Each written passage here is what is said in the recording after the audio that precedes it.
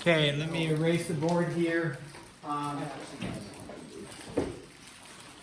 You're going on to 6-8. And in 6-8, if you take a look at the title, there you go. Okay, 6-8 is referring to solving systems of inequalities. So solving, like we did graphing, we did graphing lines at some point. We did solving systems of linear equations using substitution, elimination, and graphing. And then now we're going to do solving systems of, and then we did graphing inequalities.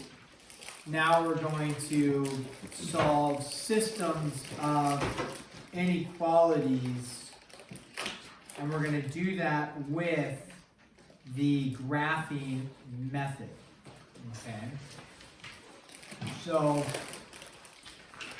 we're not learning anything new in the sense of dotted lines, solid lines, and shading, but what we are going to pay attention to is do the shade. We're going to graph two lines and then shade them together and then look where the shading overlaps. That's what we're going to end up doing on this. I think we will do 2 days on this one as well, is I think what we're going to aim for. We'll see how today goes, but I'm leaning towards 2 days on this. When we are done with this, there is an application section. I think I'm going to skip that for now, possibly, and then in which case we'll be looking at testing next week, probably on Tuesday, is what we're leaning towards. Unless today goes quick, I'm going to do one section on it, okay? So with this being said, this is 6-8. You don't need to write this part down. So usually it's when I'm writing, you're writing. Right now you get a free pass. What 6-8 is going to analyze is you're going to graph two inequalities. We'll do one in black, one in purple. What you're going to do is you're going to have an inequality like this. And then, shading, whatever, let's say this way. And then we're going to graph another inequality, and it may be dotted, may have a dotted inequality like this. And then you're going to shade that, let's say it shades like this, like that. And then the answer for where they work together, because that's a system, is when they're working together, before, we were wondering what intersection point, but now with inequalities, because they're shading, which represents there's an infinite amount of points working, we are going to look for where the shading overlaps. I don't know if you guys did that. It sounds like you guys did graphing inequalities at some point, because people are pretty comfortable with the shading and said, yeah, we've seen this before. I don't know if you've done where the shading overlaps, okay? And maybe you have, maybe you haven't. But that's all you're going to do today is graph two lines, dotted, solid, shading, and then look where the shading overlaps. Okay? So that's the basic concept of it. Now, let's start off with doing some examples. Usually I forget to do some examples of like the early problems that they give us. But let's do some examples of the early problems and then discuss what they're asking. So this says, we're just going to jump into examples, without, this is number one, so now when I'm writing, you're writing, without graphing, so we're not going to graph this, although I might show the graph to help us explain it. Identify which quadrant the system describes. So without graphing, identify which quadrant the system describes. And call this number one. We'll do two. We already called it I guess we're going to do two examples with this. So this will be, the first one will be x is less than 0, and then they have y is less than 0. So I'll explain this. I may show a graph, even though it says without graphing, but I think I'll show a graph to help us visually see what we're looking at, okay? So with this, it says without graphing, identify which quadrant the system describes. Now, like on a test, I probably wouldn't put this on there and then it was like, don't graph it. Because, well, if you want a graph to help visualize it, that's fine. They're trying to get you to mentally think through, and that's fine too. So, go ahead. May I please go to the office? Yeah, go ahead. So, when we look at this, let's go ahead. We are looking for where our x values are less than 0. So maybe let's try to mentally think through this, even though we're looking, you can maybe look at it. Where your x values are less than 0, so that means the x values are positive or negative. Negative. And where your y values are less than 0, that means your y values are negative. So where are our x values negative and our y values negative? What quadrant? No, not the negative, quadrants, guys. Do you guys know quadrants? One. Where's 2? Where's 3? Yeah, 3. there you go. 4. So where is x negative and y negative? The quadrant 3. So that's all they're asking for is, if you go x negative, you're going this direction. If we go y negative, we're going this direction. What area does that force us into? 3. So that's all they're looking for there. Now I may put this question on the test, but I may not say without graphing, meaning you could draw like a graph and then say, oh yeah, it's going to be quadrant 3 like that, is something you can do. Okay, so quadrant 3. Let's do another one like this, and then you guys can try it. Where is, let's say you have x is greater than 0 and y is less than 0. So analyze that, come up with the quadrant, check with your cheat mate.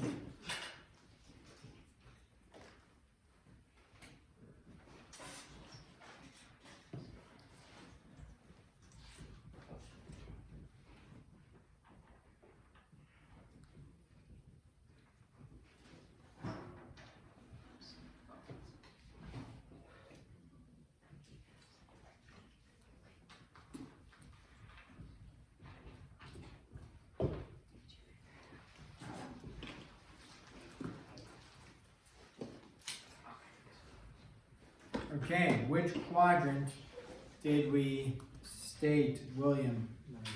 Number 4. Anybody else agree with William? Yes. Number 4. Okay, x is positive, so I know it says without graphing, but let's look at the graph. X is positive means we're going this direction, so here or here.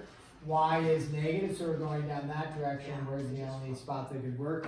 Quadrant 4, okay? So we look at that, quadrant 4. Okay, the next one is the ordered pair a solution? So we're breaking away from talking about quadrants 3 or 4 or 2 or 1. I'm gonna write some numbers up here. So the question is this ordered pair a solution for the given inequalities? Now remember, for it to be a solution, it has to work for, when you're talking about a system of inequalities, it has to work for how many? One or both? Both. All. Yeah, now there actually could be more. It could be more, but in this case, I'm just going to have 2. And usually we're just, most of the time we're working with 2. But you could end up having 3, 4, 5 inequalities that you end up working with, and it has to work for all of them. So when you look at this, if it fails for one of them, it fails for the system. Okay, so just because it may work for one of them does not mean it works for all of them. So to test it, okay, so the answer is the ordered pair a solution, yes or no? Now, I may say show work, so if you just write yes, and you don't show any work, you'd be marked wrong. If you just write no and don't show any work, you'd be marked wrong. How do you show work to say if it works or not, Do Nessie? you solve it with like plug it in? Yeah, plug it in. So 3 goes in for x, 0 goes in for y. You could just go like this. And then in this case is, you could stop there and do the mental math, is 3 less than 15? Yes. Yes, okay, great. So far it works, right? And you're like, but remember, how many do you have to test? Both. So then you would say 3 plus 3 times 0 is greater than 6. So, right, because you're plugging into here now, 3 for x, 0 for y. So 3 plus 3 times 0. What's 3 times 0? 0. Okay, so to prove that, before you just write no, because it doesn't work, but you can make a statement right here, put a slash through it, does not work. So that would be the steps to show that it doesn't work. You're like, yeah, I did the math, I'm showing you it doesn't work. 3 is not greater than 6. Or you could have like this statement without that, if you forget to put the line, and just say no or something, you know, like next to that one. Or a check usually means yes, and x means no, but you're using the x variable, so I might just write no. Or even easier to say, hey, it doesn't work. Okay, so that doesn't work. Do you need another one like that, or does that make sense? I think that one's pretty straightforward. Now, let's do this. Graph the system. Okay. Then it says list 1 point ordered pair in your solution set. Okay, so having graph paper could prove helpful. Not necessary, but could prove helpful. We can sketch the graph and probably get a point that looks about accurate. So let's try sketching it without graph paper. And so that you're like, oh, could I do this without graph paper? But you're welcome to use graph paper. Probably on the test, I would probably give you grid lines and a graph so that you could have a little better analysis of this, because you're looking for one specific point that works. But let's do a sketch and see if we can come up with it. So if I have, this is number 4, we're going to do a couple of these. Y is greater than 1/2 x minus 1. And then your second one is y is less than negative 3x minus 3. Okay. What we're going to do, this kind of goes back to what I referenced over here. We're going to graph both lines individually. You're going to say, is it dotted, is it solid, shading above or below? And then you're going to look for where the shading is connected. Okay, that's the solution. So when we go to graph it though, we can do it individually. Now maybe it would be helpful for you to visually see. Maybe I'll do you don't have to do it in separate colors on your paper, but maybe I'll do this. I'll do the purple graph in purple and the red graph in red. And then we will go like this. We're going to draw an XY plane like this. Okay, now I don't have the grid marks, but let's see if we can graph it and then come up with one point that works for both. Okay, so when we do this, let's start with the top one, the red one. Let's talk about this, dotted or solid line? Dotted, okay? So then, it's in a great format, isn't it? What format is it in? Slope? Intercept, okay? So what's my y-intercept on this top one? -1. So I start with -1. Now again, if you don't put the grid mark, that's okay, but I'm going to. It's nice to have some sort of reference. And then what is the slope on this? 1/2. So what do I do? Rise 1, Rise 1. run 2. Run 2. Right. No, right. Yeah. So over doesn't mean to the right, doesn't mean to the left. Typically, people, when they say over, they're referring to the right. But if it was negative, usually we're applying the negative to the rise part. So anyways, but yeah, to be specific. So you go up 1, right 2, you make a point, and then what do we do with this? Dotted or solid? Dotted. So we're going to go like this. Okay. Now, my pro tip, well, let's talk about this. Shade above or below? This one. Above. Above, because its y is greater than. Greater than. Now, if you're unsure, plug in a 0. test point. What's the easiest test point? 0, 0. If it's not on the line, 0, 0 is the easiest. You plug in 0, you plug in 0, we get what? 0 is greater than -1.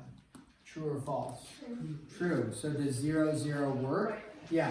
So pro tip is this, before I do a ton of shading, which is, it's valid to do that, I want to know where does my shading overlap. The problem with some of our shading is, if you look at this, this just looks a little chaotic. It might be hard to say where does it overlap.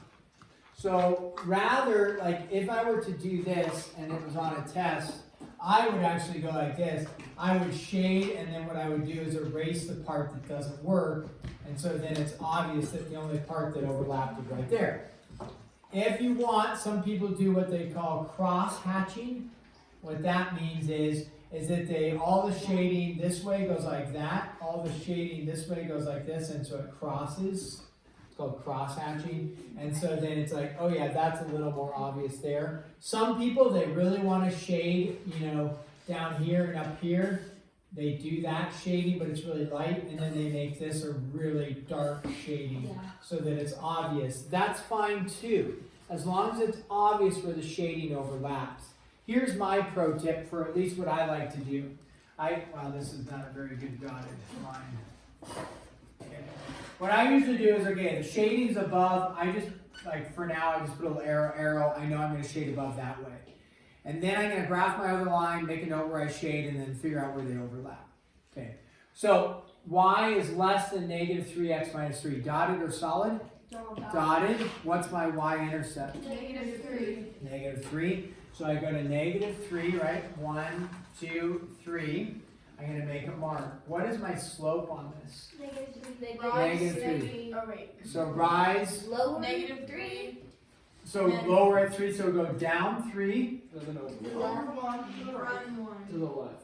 If we go to the left, that's a negative, right? So that Yes. would be a negative and a negative, which is a positive, but I need a negative and a positive to make a negative. So you can't do a negative rise and a negative run. Only can apply to one. So we go -3, -1, and then I do what? Dotted. Okay, so it goes like this.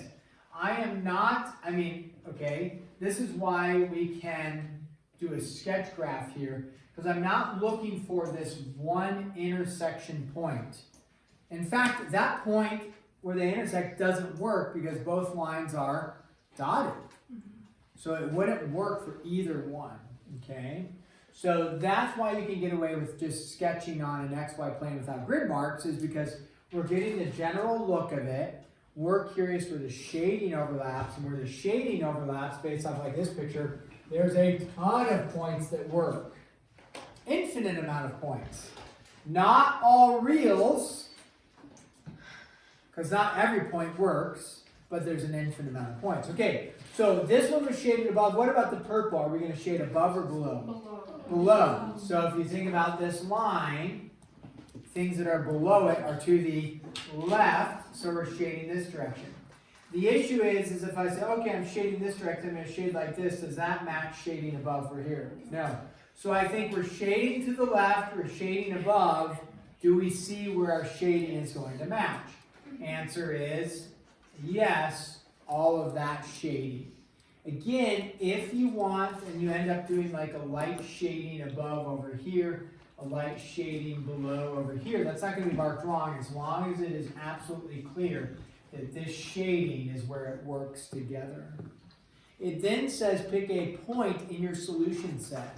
The reason why I feel we can get away with a sketch graph is we should be able to pick a point out here and be safe. We know we're not going to pick like over 0, up something. Even if your graph is slightly off, okay, I wouldn't try to pick a point right here. I pick a point like way over here that's pretty obvious. So negative, -5, okay? -5 is probably pretty safe. -5 comma what? 0. Okay, what's another point that you think would work? -10, -2. -10, -2 is gonna probably work, right? You're picking pretty safe points out there. If you are curious if it works or not, just check it by plugging in and making sure that it works for both inequalities. Both of those points would work, okay? So if you want grid paper, absolutely grab some grid paper, and then you could analyze even a little better and make sure that that point is there, that this line was graphed correctly. If you were to pick a point like -2, 0, is that an optimum point to plug in? No, because -2, 0, I'm not sure if I did that. Or if you picked -3, -4, what if a point you picked -3, -4? I mean, based off my sketch, is that going to get sketchy? Yes, it's going to get sketchy. It's like a little borderline. You could plug it in and check it, but why pick one that's going to be borderline? -10, -2 sounds great. Now, if you graphed it incorrectly, and the shading should have been over here, then you're going to mess it up. But if we have the shading correct, then we can make an estimate about where it's going to be. Questions on that part? Yeah, Abraham. What if it said like, on that exactly, what if it said, like which quadrant, what would you choose? It wouldn't, Okay. because it's going to be multiple quadrants. Now, they could ask that, and you would say quadrants 2 and 3. But for this problem, they don't ask that. But you would say quadrants 2 and 3. Here, these were specific because it's only the horizontal axis and the vertical axis being used, because it's a vertical line and a horizontal line. So it's only referring to the quadrants. Here, you could say part of quadrant 2, part of quadrant 3, but it doesn't include all of quadrant 2, so they're usually not going to ask that on problems like this. Okay, let's do one more like this one, and you guys are going to try this. You're going to sketch a graph, fine, and then check with your sheet mate, and then I'm going to do that in red, and then this in purple. Y is greater than -1/2 x plus 6. Go ahead, graph those two, look where the shading overlaps, and then find a coordinate point that works for both.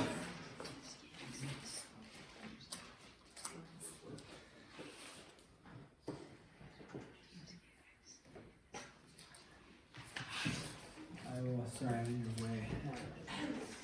Not bad.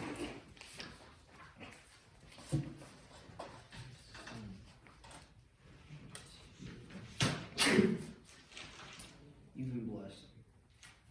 You have been. There we go. Okay.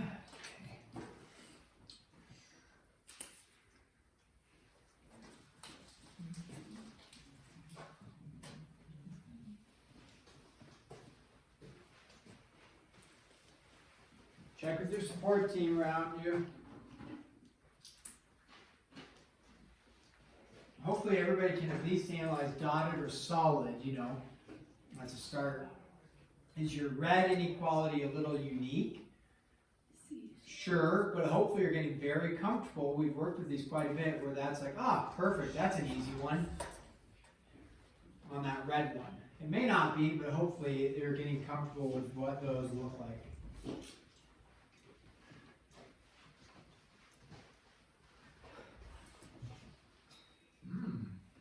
Tasty. What? Graph. Mine, I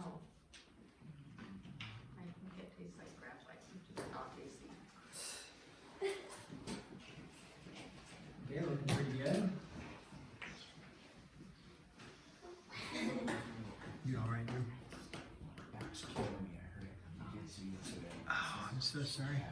What dojo do you go to? Go to SB2. Okay, I don't know that. I don't know any dojos, but It's like, you know where the shack cafe was? oh, downtown. Yeah, it's right next to that. Oh, is the shack not in business anymore? It's not, it's right next to where the shack was. Oh, really? I didn't know the shack had done out of business. It's sad. That is sad. I like that place. Nice. I think the shading may be slightly off, but we're making some headway. We're doing something on there. Okay. We're making some headway. Let's double check this, guys. What is x? Let me do this in black for the xy plane. What is the x is less than or equal to 5? What kind of line is that going to be? Vertical line, and it's going to be solid vertical. Okay. So we go 1, 2, 3, 4, 5. It's a solid vertical line like this. Good. Which way do we shade? Left or right? To the left. It is x is less than 5, so we're going to shade to the left like that. Okay. Y greater than negative 1/2 x plus 6. Dotted or solid? Dotted. Dotted. Okay. Where do I go for my y-intercept on this? 6. So you go 1, 2, 3, 4, 5, 6. How do I graph negative 1/2 x? Which way do I go? Rise down. Rise down. Go down. Down 1. Like down 2. Down 1, right 2. Right? Right 2. Now the deal is, could I go up 1? If I go up 1, then which way do I have to go? To the Left 2. So as long as one of them's negative, it doesn't matter. You can go rise, or you can go up 2, which is positive, and then left 2, which is negative. And as long as one of them's negative. Okay? So then dotted or solid? Dotted. And then which way am I going to shade? Above or below? Above. Above, because it is y is greater than. You can plug in a test point of 0, 0. 0 is not greater than 6. Where'd you get that, Mr. Elson? A test point of 0, 0. What do you plug in for y? 0. What do you plug in for x? 0. When you plug in 0 for x, what happens? It's gone. What are you left with? 6. 0 greater than 6. True or false? False. False. So does 0, 0 work for you? Yeah. No. No. Wait. 0 is not greater than 6. So that test point didn't work. So where am I shading everything? Above. And then do we see where we get our shading overlap? Okay, so then who picked a coordinate point that worked? Nessie. I did like 4 for the x and then 7 for the y. 4 for the x. That's good because you know it's less than 5. And then 7. That looks that's good. 4 is 7. 4 is a little close to the line, but you know it absolutely works, right? Because anything less than 5, since it's a vertical, is easy to analyze. So absolutely. Brody, what'd you pick? Brody picked 5, 3. The issue is that 5 is on the line, right? So over 5, up 3. Maybe it's falling somewhere like here, possibly on my graph. 5 for the x is 5 for the x work. Yes. Yeah, you bet, because it can be what? Less than or equal to 5. So 5 works. The thing I'm wondering is, does 3 work? No. Now, it would work for the red line because 5 works for x. But let's check it. Visually, it's going to be sketchy. Let's check it on here, though. 3. We go 3. That marker's dying. 3 for the y. As Bodie said 5, 3. And then greater than or equal to negative 1/2. He said 5 for the x plus 6. Negative 2.5 plus 6 is 3 greater than, what does this come out to be? 3.5. Is 3 greater than 3.5? No. So does that point work? No. So don't get... Sketchy. It's like, have you ever heard the phrase, not the phrase, the little story of the guy, he lived way up on a mountain, and he was a really wealthy guy, and he wanted to hire a driver to drive him around, because he had that much money. And so the road, though, to his house was super sketchy. Have you heard this analogy? So the road to the house is super sketchy. And it's a mountain road, and it doesn't have guardrails, and if you go off the edge, you're going to die. And so this guy, though, said, okay, I want to hire this driver, so I'm going to interview these people. So he puts out the memo, hey, I want to hire a driver, come interview with me. So in the interview, first guy asks, hey, so the question is, like, how confident do you feel that you can get to the edge without going over the edge? And the first guy's like, man, I can easily get within a foot of that edge, no problem, feel very comfortable. And then, okay, thanks. Second guy brings in the interview. Same question, how close to the edge do you think you can get without going over? This is important, right? You don't want to go over. If you've ever driven up to Snowball, and it's icy conditions, people going over the edge all the time there. So he says, hey, and the guy says, yeah, I looked at the road, I'm pretty confident, I've been driving for several years, been in some pretty sketchy situations, I think I can get within 6 inches, it's no problem. Okay, it's pretty good. The third guy he calls in, same question. The guy says, you know, I analyze it. Again, I've been driving for years. I've driven some of the worst trains known to mankind and all those roads. I think I can put that vehicle within an inch and stay on the road. Okay, he brings the fourth guy in. Hey, how close to that edge can you get without falling over? The guy says, you know what? I don't need to get close to the edge. I'm going to stay as far away from the edge as possible and stay on the road. Okay, that's higher hand. Who do you think you hired? Fourth guy. Now that analogy is used in sermons all the time. What do you think the analogy is used for in a sermon? Not all the time. I've heard it like a couple times. Sin. How close to the line should we get? Not at all. So it's kind of like, if I say this and this is it gossip? Is it not gossip? I'm unsure. Don't do it. Don't even do it. A great phrase I heard, if it's doubtful, it's dirty. Oh. And it's a great, like, and you know, I hit that sometimes. The Holy Spirit should prick your conscience, like, hey, is this, you know, it's like, am I angry or am I just annoyed? Or am I just, let me just move away from that line and be kind. So, this isn't sin. We're picking 5-3, Bobby. Let's bring it. We're coming back to math, away from sin. And we're saying, don't pick something close to the line. Get far away from it. Far away. Right? Don't drive next to that edge. Get far away.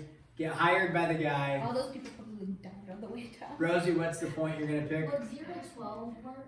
0-12. That seems pretty good. Something way up there. Rosalie? I feel good about that. Now, if this is on a test, I can see somebody picking like over 0, up 1 billion. I'm far away from the edge. I'm driving that car in the other hemisphere. It doesn't work. Oh my gosh. So, okay. We're going to pause there. That should get you up through at least 1 through 13. If not even more.